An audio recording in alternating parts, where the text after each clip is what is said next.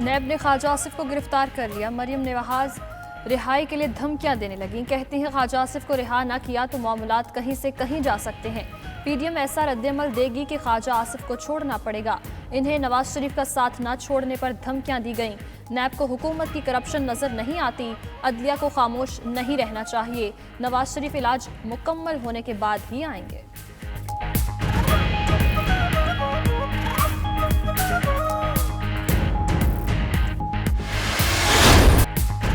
NAB خواجہ آصف کو آج راہداری ریمانڈ کے بعد لاہور منتقل کرے گا۔ نیب لاہور کے مطابق خواجہ آصف نے مبینہ طور پر اپنی آمدن سے زائد اثاثے بنائے، اثاثہ جات کی نوعیت، ذرائع اور منتقلی کو بھی چھپایا۔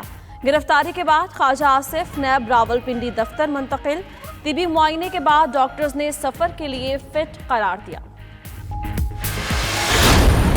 ہم سمجھتے ہیں کہ پی ڈی ایم اگر مل کے مقابلہ کرتے ہیں، اگر ہم مل کے ان کا سینٹ الیکشنز میں بھی مقابلہ کرتے ہیں تو انشاءاللہ ہم کامیاب بھی ہو سکتے ہیں۔ ہم اس حکومت کا ہر طرف سے حملہ کریں گے، ہم سڑکوں سے بھی، پارلیمان میں بھی، عدالت میں بھی، اور ہاں استعفیٰ ہمارا ایٹم بم ہے۔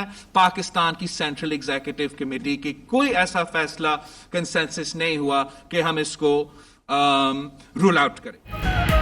پیپلز پارٹی کا سینٹ الیکشن لڑنے کا فیصلہ۔ بلاول بھٹو کا کہنا ہے اسمبلیوں میں رہ کر حکومت کا مقابلہ کرنا چاہیے، وفاق اور پنجاب میں تحریک عدم اعتماد لانا چاہیے۔ استعفے ایٹم بم ہے، استعمال کا پی ڈی ایم نے ابھی فیصلہ نہیں کیا۔ وزیراعظم نے 31 جنوری تک استعفیٰ نہ دیا تو انہیں گھر بھیج دیں گے۔ اسٹیبلشمنٹ مداخلت ختم کر دے تو حکومت گر جائے گی۔ خواجہ آصف کی گرفتاری قابل مذمت ہے۔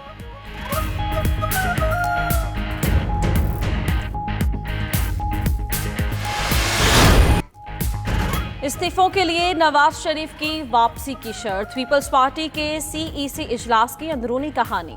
ذرائع کے مطابق رہنماؤں نے کہا اسمبلیوں سے استعفے دیے تو وفاقی حکومت 18ویں ترمیم ختم کر دے گی۔ بعض رہنماؤں کی پی ڈی ایم کے فیصلوں پر تنقید۔ گڑی خدا بخش جلسے میں فضل الرحمان کی عدم شرکت پر ناراضی۔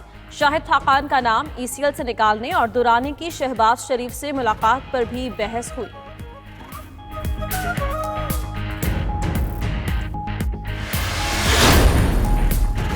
اپوزیشن اسمبلیوں سے استعفے دے تو فوری طور پر منظور کیے جائیں۔ وزیراعظم عمران خان کی کابینہ اجلاس میں بات چیت۔ ذرائع کے مطابق وزیراعظم نے کہا اسپیکر صاحب کو چاہیے بلا تاخیر استعفے قبول کریں۔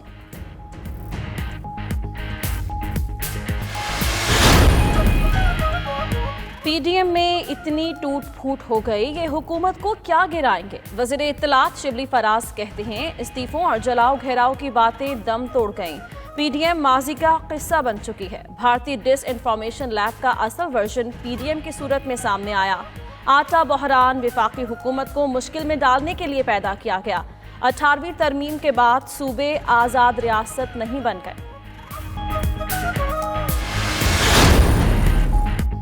پی ڈی ایم کے سربراہ مولانا فضل الرحمان اور میاں نواز شریف کے درمیان ٹیلی فونک رابطہ۔ دونوں رہنماؤں نے ملک کی سیاسی صورتحال پر تبادلہ خیال کیا۔ فضل الرحمان نے خواجہ آصف کی گرفتاری کی مذمت بھی کی۔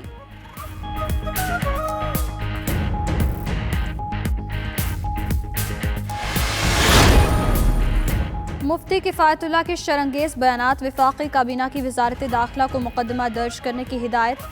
وزیر داخلہ شیخ رشید کی مفتی کفایت کے خلاف مقدمہ درج کرنے کی تصدیق۔ کہا فوج کے خلاف بیانات پر قانون کے تحت سخت کارروائی ہوگی۔ مفتی کفایت کے خلاف مقدمہ لاہور میں پوری تیاری کے ساتھ درج ہوگا۔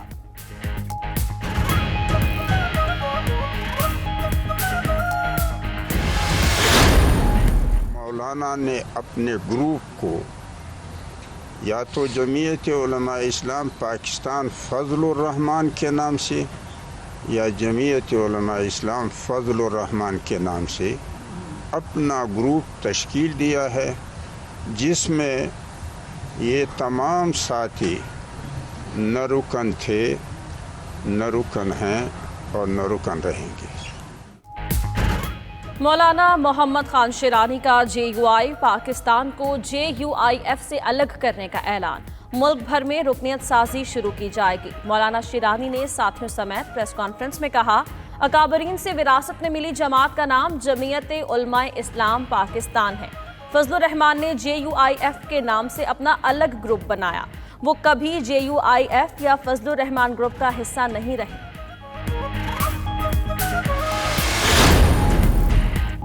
बैरूनी एजेंडे पर अमल पैरा NGOs के खिलाफ हतमी कार्रवाई का फैसला। ज़राए के मुताबिक वफाकी काबीना के इजलास में गैर मुल्की फंड से चलने वाली NGO से मुतालिक रिपोर्ट्स पर बातचीत हुई। ब्रीफिंग में बताया गया गैर रजिस्टर्ड NGOs अपना एजेंडा चला रही हैं। वज़ीर-ए-आज़म ने मामले पर इजलास तलब कर लिया। NGOs की फंडिंग और रजिस्ट्रेशन से मुतालिक तफसीलात फराहम करने की हिदायत।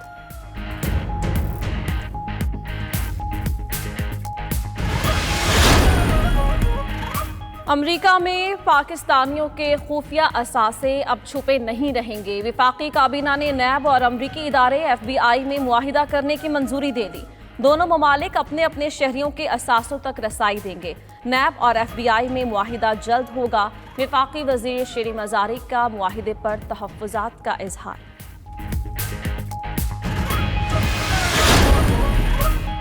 गाड़ियां महंगी करने वाली कंपनीज के खिलाफ तहकीकात की जाएंगी। ज़राए के मुताबिक वज़ीर-ए-आज़म ने कंपनीज के खिलाफ तहकीकात का हुक्म दे दिया।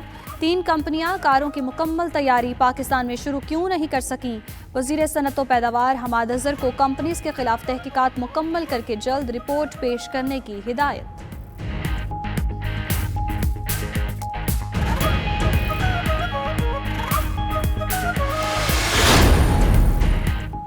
मुल्क में गैस का बहरान, इजलास में फट पड़े काबीना अरकान। ज़राए के मुताबिक वज़ीर आज़म ने काबीना इजलास में मुल्क भर में गैस की किल्लत ख़त्म करने की हिदायत की। कहा घरेलू सार्फिन और सनतों को गैस की फराहमी अव्वलीन तरजीह है। नदीम बाबर ने कहा कि जनवरी के बाद सूरत हाल तेज़ी से बेहतर होना शुरू हो जाएगी। सनतों के लिए गैस की लोड शेडिंग नहीं होगी।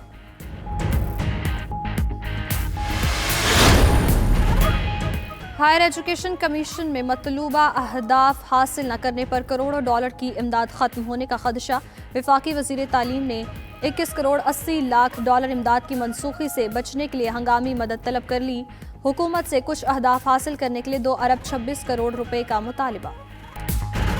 माउंट मॉन्गनोई टेस्ट बचाना है तो आज बल्लेबाजों को कदम जमाना है। न्यूजीलैंड के खिलाफ सीरीज के पहले टेस्ट का आज आखिरी दिन। कौमी टीम 71 रन 3 खिलाड़ी आउट पर दूसरी इनिंग्स दोबारा शुरू करेगी। मैच में फतह के लिए मजीद 302 रन दरकार। न्यूजीलैंड ने दूसरी इनिंग्स 180 रन पर डिक्लेयर की।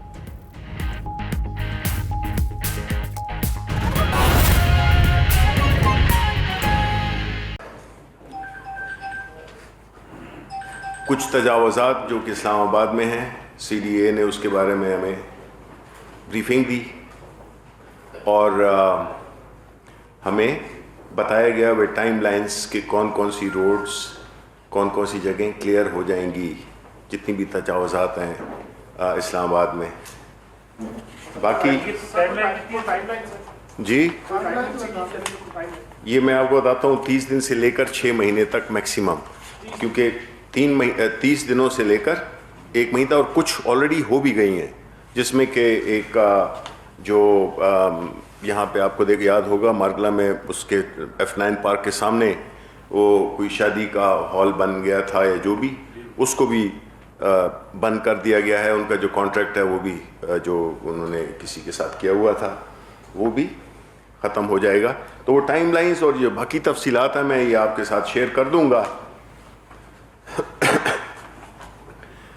जो कि आज की काबीना में फैसले हुए। वक्त जी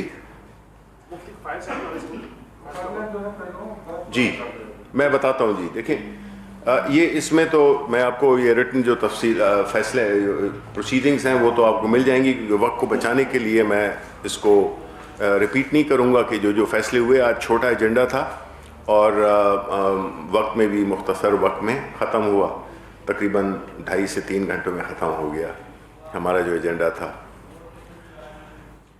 उसके बाद जो एक अहम बात हुई जिसमें कि अभी आपने ज़िक्र भी किया, मुफ्ती किफ़ायतुल्लाह की सूरत में।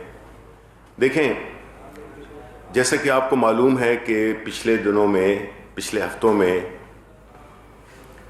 एक यूरोपियन यूनियन में ने एक डिसइंफो लैब का इंकशाफ किया था कि उन्होंने इसको अनर्थ किया है कि एक ऐसा इंडिया का एक डिसइंफॉर्मेशन का एक नेटवर्क था जिसका मकसद पिछले 15 साल से पाकिस्तान के बारे में नेगेटिव खबरें, एक ऐसा माहौल दुनिया में, एक ऐसा तासुर देना जिसमें कि हमारी इकोनॉमी को हिट किया जा सके, हमारे इदारों को, हमारी अफवाज पाकिस्तान को हिट किया जा सके।